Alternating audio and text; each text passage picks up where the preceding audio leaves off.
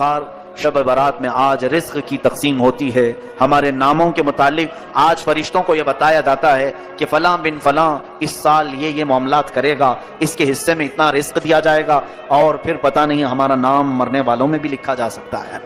آج ہمارے سال کی ایک کتاب بند ہو گئی، یہ رب ذوالجلال کی بارگاہ میں پیش ہو گئی کہ پچھلے سال اس بندے نے یہ سارے کام کیے ہیں. آپ کو بھی معلوم ہے، مجھے بھی معلوم ہے میں نے کیا کیا کیے، آپ نے کیا کیا کیے. اب آج کی رات صرف یہ احساس بھی ہو کہ بارگاہ الہی میں میری کتاب پیش ہوئی ہے پچھلے سال کی، میں نے کیا کیا کیا تھا سب فرشتوں نے بتا دیا. ویسے رب کو بتانے کی ضرورت بھی نہیں، مگر مولا فرشتوں کو گواہ بناتا ہے. تم بھی بتاؤ کہ فلاں فلاں بندے نے کیا کیا کیا ہے پچھلے سال کا، سب انہوں نے پیش کر دیا. اب رب تبارک و تعالیٰ کا حکم نازل ہو رہا ہوگا کہ یہ بندہ جس نے پچھلے سال یہ تمام کام کیے، اب اگلے سال اس کے یہ معاملات، اس کے لیے اتنا رزق لکھو، اس کے لیے اتنی برکت لکھو، اور اس کو ذلیلوں میں لکھو، اس کو عزت والوں میں لکھو، اور اس کو زندہ رہنے والوں میں لکھو، اس کو بیمار لکھو، اور اس کے بعد اس کو مرنے والوں میں لکھو. یہ تمام معاملات آج رب ذوالجلال فرشتوں کو بتا رہا ہوگا. قدیر و جبار خدا کے فیصلے نازل ہوتے ہیں، اور فرشتے لے کر کل سے پھر ایکٹیو ہیں، وہ اپنی ڈیوٹی پر مامور ہیں. ہمیں یہ معلوم نہیں کہ ہمارا نام کن چیزوں میں لکھا گیا ہے. آج کی شب ہمیں برکت والوں میں نام ہمارا آیا ہے، بیماروں میں آیا ہے، یا پھر صحت مندوں میں آیا ہے، نیکیوں میں رہنے والوں میں ہمارا نام شامل کیا گیا ہے یا نہیں. ہم میں سے کسی کو اس بات کا علم نہیں. اور جب معلوم نہ ہو کر کے ہمارے اندر اکڑ اتنی ہے، ہم غرور اور تکبر کے ساتھ زمین پر ایسے چلتے ہیں جیسے لگتا ہے کہ جنت ہمارے لیے واجب ہوگی. جنت تو ہماری ہی ہے. میرے عزیزو، خوف کرو بارگاہ رب العزت کے فیصلوں سے. قرآن عظیم میں رب تعالیٰ فرماتا ہے ان بطش ربک لشدید، بے شک تمہارے رب کی پکڑ بہت سخت ہے. اور اس کی پکڑ جب سخت ہوتی ہے تو سب سے بڑی پکڑ تو یہ ہے کہ وہ ایمان چھین لیتا ہے. جس سے وہ ایمان ختم کر دے اس کے لیے سب سے بڑا عذاب ہے اللہ کا. ایمان کی دولت کسی سے چلی گئی تو خدا کا سب سے بڑا عذاب اس پر آیا ہے. رب تبارک و تعالیٰ اسے ہمیشہ کے لیے دوزخ لکھ دیتا ہے.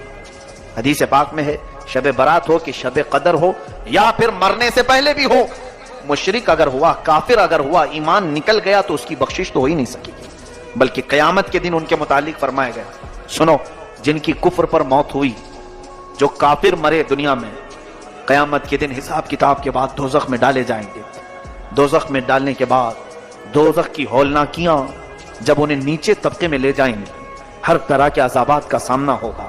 اتنے سخت عذاب، اللہ اکبر. دوزخ کا سب سے ہلکا عذاب کیا ہے؟ حدیث پاک میں حضور پاک صلی اللہ علیہ وسلم ارشاد فرماتے ہیں آگ کی جوتیاں پہنائی جائیں گی، انگار کے جوتے پہنائے جائیں گے، جس کی وجہ سے اس کا بھیجا پک کر کے ابل رہا ہوگا. یہ دوزخ کا ہلکا عذاب ہے. منیمم کسی کو اگر دیا جائے تو یہ ہلکا ہے. پھر جس کے لیے اللہ نے فرمایا عذاب علیم، عذاب عظیم، دردناک عذاب، بڑا عذاب، وہ مولا ہی جانتا ہے کہ کیسے کیسے عذاب دوزخ میں. سنو، جس کی کفر پر موت ہوئی دوزخ میں ڈالے جائیں گے. جو دوزخ کا دربان ہے، فرشتہ حضرت مالک رضی اللہ تعالی، حضرت مالک یہ فرشتے ہیں علیہ السلام، وہ دربانے دوزخیں دروازے پر ہوں گے، یا جتنے دوزخی ہیں چیختے رہیں گے، چیخ لگاتے ہیں، اتنا پکارتے ہیں کہ ہماری طرف توجہ کرو، ہماری طرف توجہ کرو.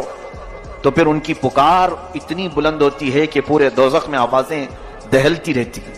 اس کے بعد مالک دوزخ یعنی دربان دوزخ حضرت مالک ایک بار بھی ان کی طرف نہیں دیکھتے. حدیث پاک میں 1000 سال گزر جائیں گے. 1000 سال کے بعد دربان دوزخ ان کی طرف دیکھتے ہیں. کیا بات ہے، کیوں چلا رہے ہو تم؟ 1000 سال کے بعد تب اہل دوزخ کہتے ہیں اے مالک، اے دربان دوزخ، ہم رب ذوالجلال سے بات کرنا چاہتے ہیں.